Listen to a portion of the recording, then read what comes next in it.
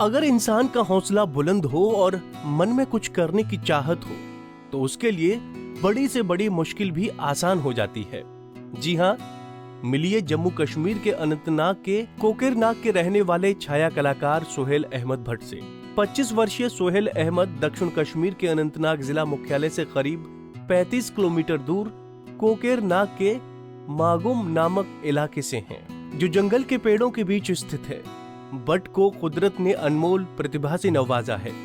वैसे तो सोहेल पेशे से एक बढ़ई हैं, लेकिन वो बचपन से ही कुछ अलग करने की चाहत रखते हैं, जिसके साथ ही उन्होंने कई आविष्कारों को भी जन्म दिया। भाई ओबेद अहमद का कहना है कि सोहेल को पढ़ना लिखना पसंद नहीं था। वो बचपन से ही नई नई चीजों का शोध करता था। हालांकि उस समय परिवार में किसी ने उनका साथ नहीं दिया था, जबकि उन्हें कई बार अपने माता पिता से डांट भी खानी पड़ी थी। लेकिन तमाम मुश्किलों के बावजूद सोहेल ने हिम्मत नहीं हारी और कई आविष्कार किए।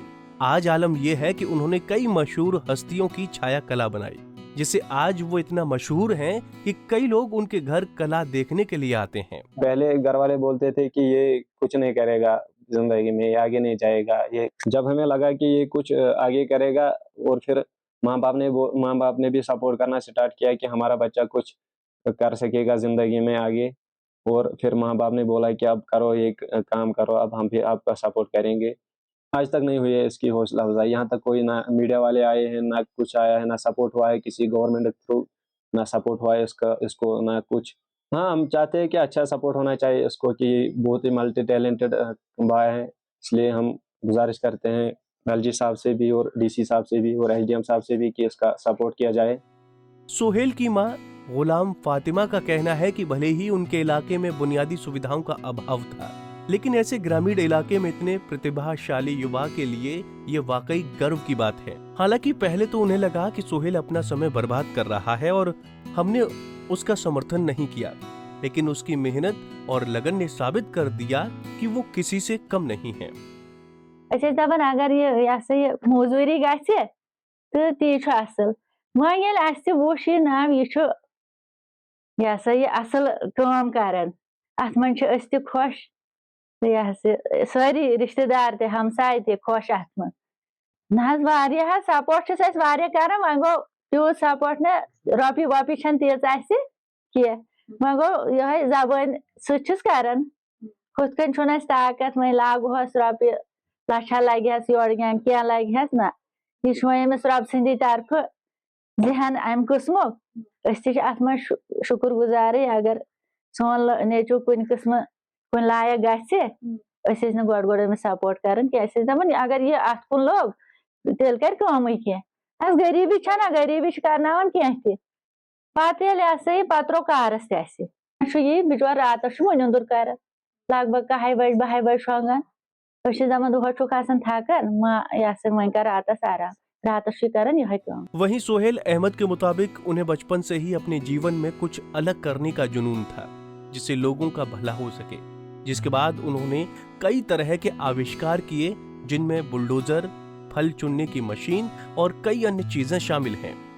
एक सूची जिसके बाद उन्होंने सोचा कि अब उसे एक पक्षी की छाया बनानी चाहिए।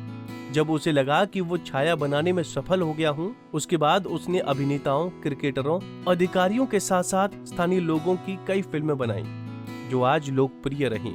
इस दौरान सोहेल ने सरकार से उनकी मदद करने की अपील की, ताकि वो इस क्षेत्र में देश और प्रदेश का नाम रोशन कर सकें।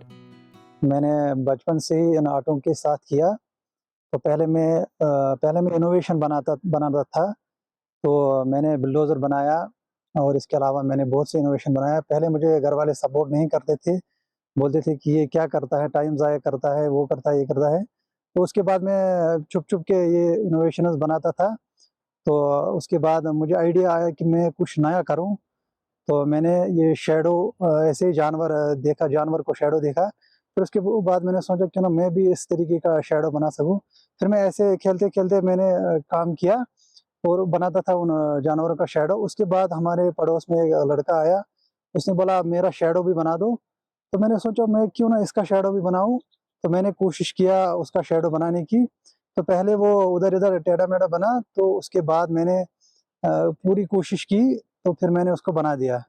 तो उसके बाद मैंने इस पे काम कंटिन्यू रखा, और उसके बाद मैंने बहुत सारे लोगों का शैडो बनाया, और जिसमें कि डीसी साहब अनंतनाग उसका भी शैडो बनाया, और डीसी साहब कश्तवाड़ जो है उसका भी शैडो बना दिया, और खुद का अपना भी शैडो बना दिया, और मैं किसी का भी शैडो बना सकता हूँ। मैं चाहता हूँ कि अगर हमें सपोर्ट मिले तो मैं उन इनोवेशन को भी बनाऊंगा जो कि अब नए हैं, जो भी मार्केट में अभी नहीं है। मेरे आइडिया में वो है कि मैं उन इनोवेशनों को शो करूंगा, लेकिन मेरे पास उतना सोर्सेज नहीं है कि मैं उनको बना सकूं। घर में उतने सोर्सेज नहीं है कि हम इतना अफोर्ड कर सकते हैं। मैं सरकार से ये गुजारिश करता हूँ कि वो हमें सपोर्ट करे ताकि मैं वो इनोवेशन भी बनाऊं। मुझे कभी इसके लिए कोई किसी तरफ से कोई भी हौसला अफजाई नहीं हुई है। मैं ऐसे ही बनाता था, मुझे खुद भी नहीं पता था मुझे सपोर्ट करे कोई या ना करे, लेकिन मैं खुद खुश हो जाता था जब मैं इनोवेशन बनाता था जी। तो लेकिन सपोर्ट मुझे कहीं से कुछ भी नहीं मिला है आज तक। तो फिर जब मैंने ये शैडो बनाया तो खुद की एक चैनल खोला जिसमें मैंने फोटो शैडो आर्टिस्ट नाम रखा है उसका, उस पर मैंने ये वीडियो अपलोड किए थे। तो उसके बाद बहुत सारे लोगों ने देखा, तो उसके बाद मुझे वहाँ लोग आने लगे कि आपने ये कैसे किया, क्या किया। बहरहाल कश्मीर में प्रतिभाशाली युवाओं की कोई कमी नहीं है, चाहे वो शिक्षा, खेल गतिविधियों या अन्य क्षेत्र में हो। यहाँ के युवाओं ने न केवल घरेलू बल्कि विदेशों में भी हर क्षेत्र में खुद को साबित किया है।